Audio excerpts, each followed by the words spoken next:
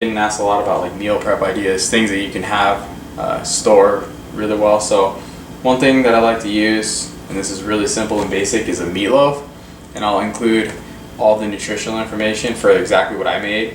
But this is another recipe, super adaptable to your tastes. What I have here, 8 ounces, half a pound of 99 lean ground turkey breast, another 8 ounces of 96 lean ground beef, half a cup of liquid egg whites, as you've seen me use these before. It's a lot easier to get them in the carton. 7-ounce can of canned mushrooms that I happen to have on hand. Half of a green bell pepper, which ended up coming out to 93 grams. 1 cup of canned tomatoes. I got the garlic ones. I like the way these taste. And then oats. 80 grams or a cup of oats that I ground down with the food processor as one of my bases. And you can change anything you want. I'll add some minced garlic to this and spices. 70 grams of diced red onion. So I'm going to take all of this, mix it together in a large mixing bowl. Pre-mixed. Just got to do it old-fashioned by hand. And then I have a Pyrex baking dish. You want to preheat your oven to 350. Make sure you get this good and greased up or it'll stick in there real bad. And it usually will take about 50 minutes, give or take. You want to get to an internal temperature 165 with ground poultry, ground turkey, anything like that. The other thing I was going to say is if you want to make a larger amount and you're finding that you like this, just double your recipe. Like I used 8 ounces of beef, 8 ounces of turkey, double that, double the egg, double everything, and it'll cook exactly the same way. Just make sure that you have a dish that's going to be evenly distributed throughout, and you're not going to have any raw sand. Once preheated at 350, got our mix, bam, right there. Throw this in. I highly recommend you get a food thermometer if I didn't already mention that.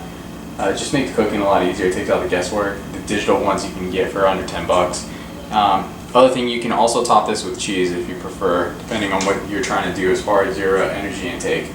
So I'll throw this in here. Center wrap. We'll check it in 50 minutes and see where we're at. It's been about 54 minutes. Forgot about it. But we should be good to go here. Put that sucker up there. Here's the food thermometer I was talking about. I have a digital one. A lot easier. Turn it on. Bam, right into the center of the dish. Oh yeah, we're more than done. I overcooked it a little bit, forgot it. So we are cooked there, at least 165. This is the point where you can add cheese or anything else. If you add cheese now, it works really well because it'll melt up on the top. Just be mindful of whatever you're adding and be sure to account for it. That's what you're looking at there. So the breakdown, nutrient-wise, for this entire plate of meatloaf, exactly how I made it, is 1,050 calories, 19 grams of fat, 85 carbohydrates, 19 grams of fiber, and 132 grams of protein. So for 5 servings, if you were to make this into 5 servings, so you're going to freeze it, whatever the case may be, each serving is 210 calories, 3.8 grams of fat, 17 carbs, 4 grams of fiber, and 26.5 grams of protein. So when you're divvying this up, one of the easiest things to do is to weigh, if you're not just going to eye it, if you really want an exact measure, to weigh your overall cooked product and then divide that by the number of servings that you want. So like say for instance this is 1,050 calories and then you have the macronutrient breakdown. You take all of those and then you divide that by the number of servings. So say for ease of the math, there's 100 grams here, right? And we want 5 servings, so each serving would be 20 grams if our cooked product is 100 grams. So divide 5 into 100, that would be a 20 gram serving.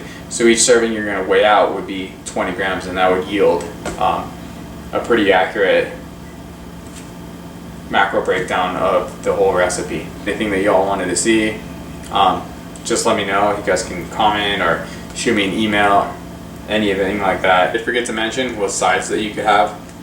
As far as freezing this and storing it, works well. This is what I'm gonna have: Brussels sprouts and some broccoli with it. But if that's not what you're looking for, mashed potatoes work really well too if your carbohydrate levels are a little higher. And I know a lot of people like to turn this into a sandwich. So if you cut slices, meatloaf sandwich for lunch if you have the carbohydrate room. A lot of different things you can do, and it's really adaptable for your goals. Just wanted to throw that in there because I forgot to mention.